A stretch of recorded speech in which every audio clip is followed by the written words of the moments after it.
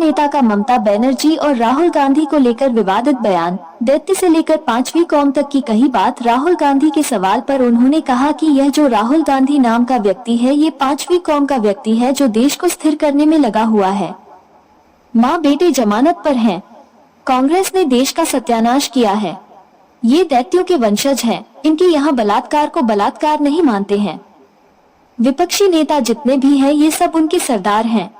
उक्त बातें मंगलवार को सर्किट हाउस पहुंचे दर्जा प्राप्त राज्य मंत्री रघुराज प्रताप सिंह ने कन्नौज और अयोध्या में हुई बलात्कार की घटना में सपा नेताओं का नाम सामने आने पर कही। उन्होंने कहा कि 4200 साल पहले यहूदी पंथ आया, 3200 साल पहले जैन पंथ, 2800 साल पहले बुद्धिस्ट पंथ, 2200 साल पहले क्रिश्चियन, 1450 साल पहले इस्लाम और 353 साल पहले खालसा पंथ आया। इनके महापुरुषों ने सोच समझकर इस पंथ को बनाया था, लेकिन अब उसका दुरुपयोग हो रहा है। कलकत्ता में एक मौलवी ने अपनी ही 16 साल की बेटी से निकाह कर लिया। पूछने पर उसने कहा कि उसे सपना आया था और उसने शादी कर ली। बांग्लादेश में हिंदुओं पर हो रहे अत्याचार और उस पर विपक्षी नेताओं की चुप्पी साधने के सवाल पर उन्होंने कहा कि इसीलिए तो कह रहा हूं कि यह लोग दैत्यों के वंशज हैं और ममता बनर्जी उसकी सरदारनी है। शेख हसीना को भारत में हमारे प्रधानमंत्री ने शरण दी है, लेकिन आज उनके देश में लोग, जहां वह किसी ताई, किसी की दादी, किसी की माँ है, क्या कोई उसके अतः वस्त्रों का प्रदर्शन इस तरह से करता है जिसे तरह से बांग्लादेश में किया जा रहा है। उपचुनाव के सवाल पर उन्होंने कहा कि कुछ लोग हमसे नाराज थे। जनता ने हमें सबक सिखाया, हमारी कमियों को उठाया, हमने उन कमियों को दूर किया है। उपचुनाव में सभी 10 की 10 सीटें जीतेंगे। राहुल गांधी के सवाल पर उन्होंने कहा कि यह जो राहुल गांधी नाम का व्यक्ति है, ये 5वीं कौम का व्यक्ति है जो देश को स्थिर करने में लगा हुआ है।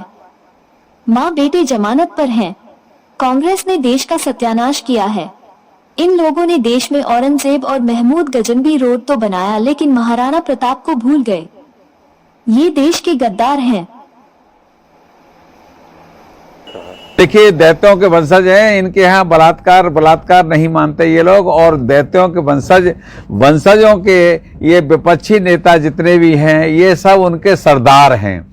इसलिए मैं आपको बताना चाहता हूँ, 4200 साल पहले यहूदी पंथ बना, 3200 साल पहले जैन पंथ बना, 2800 साल पहले बुद्धिस्ट पंथ बना, और 2200 साल पहले क्रिश्चियन पंथ बना, 1450 साल पहले इस्लाम की स्थापना हुई, 353 साल पहले खालसा पंथ की। ये सारे जो पंथ बने हैं, सब अपने आप को इनके महान पुरुषों ने बड़ा सोच समझ के बनाया था, परंतु आज उसका सबका दुरुपयोग हो रहा है। जैसे भी कलकत्ता में, आप तो ये बलात्कार की बात कर रहे हैं, कलकत्ता में एक मौलवी ने 4 महीने पहले अपनी सगी बेटी, 16 साल की बेटी के साथ निकाह किया है। 4 महीने पहले, आप लोगों ने छापा है, वो तो टीवी में भी दिखाया था। उसने कहा हमको रात को सपना आया और हमने अपनी बेटी के साथ निकाह किया है।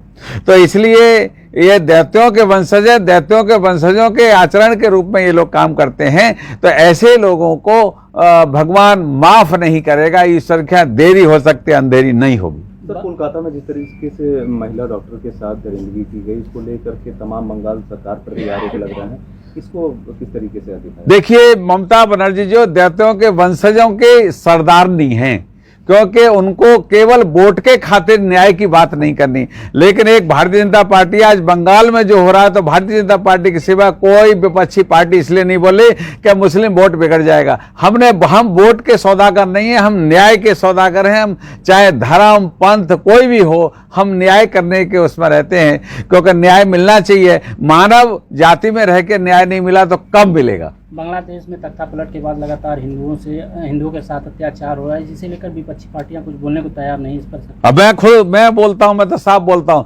देखियो, ये मैंने जो कहा आपको कि इनकी सोच, देखिए, शेख हसीना को शरण भारत के आदरणीय प्रधानमंत्री जी ने दी है, और कोई देश ने विश्व में उनको शरण नहीं दी।